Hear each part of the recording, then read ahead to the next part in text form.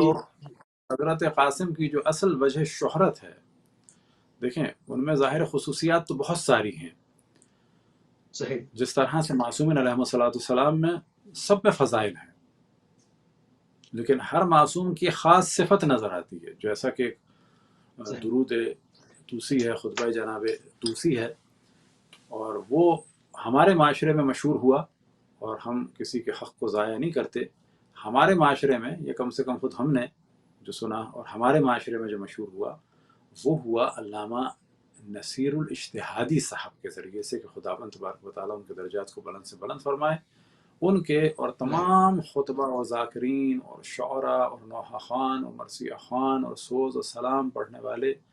اور عزاداری امام حسین علیہ السلام کی جتنے لوگوں نے خدمت کی پوری دنیا میں ان چند صدیوں میں، ان سب کے درجات کی بلندی کے لیے بر محمد وعلی محمد صلوات۔ اللہ صلی علی محمد تو وعلی محمد۔ وہ جو جملات ہیں اور وہ خطبہ یا ایک درود ہے خاص جناب خواجہ توسی کا، تو وہاں پر بھی دیکھیں تو ہر معصوم کی خاص صفت انہوں نے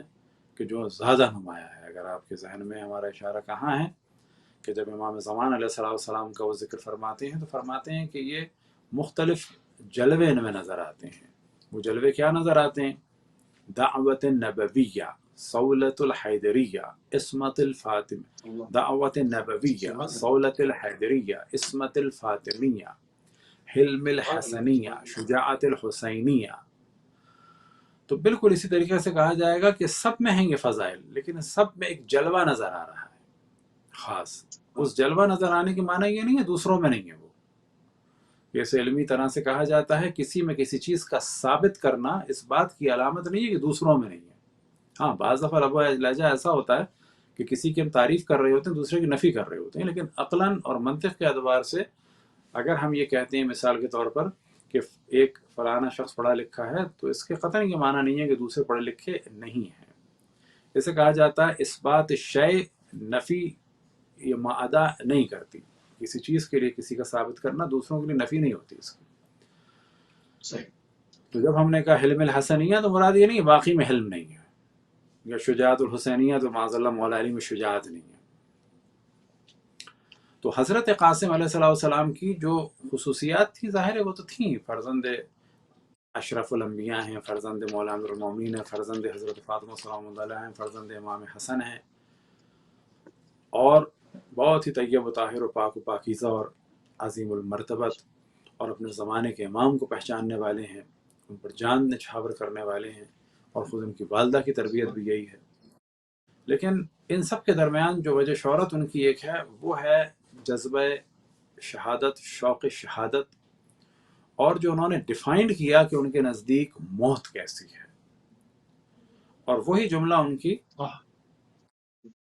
ہمیشہ جب بھی ان کا ذکر ہوتا ہے تو وہ جملہ ضرور بیان ہوتا ہے۔ لہٰذا جب سبحان اللہ، شب عاشور گفتگو ہوئی کہ کل شہید کر دیے جائیں گے، تو جناب حضرت قاسم نے کہا کہ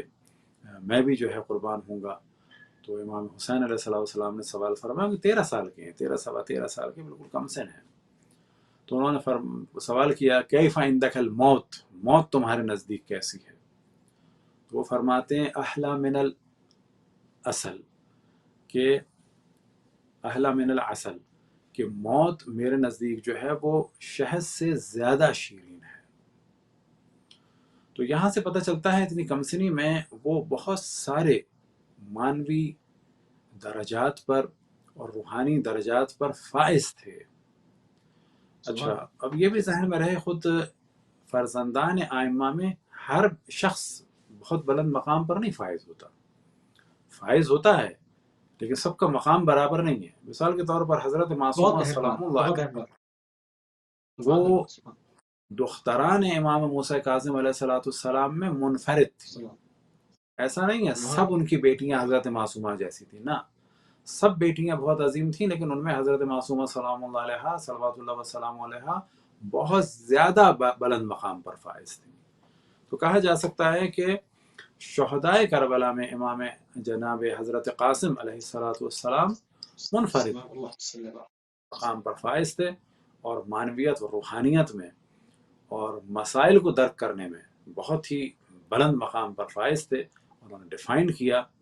کہ موت میرے نزدیک کیسی ہے، احلا من العسل، شہد سے زیادہ شیرین ہے، سبحان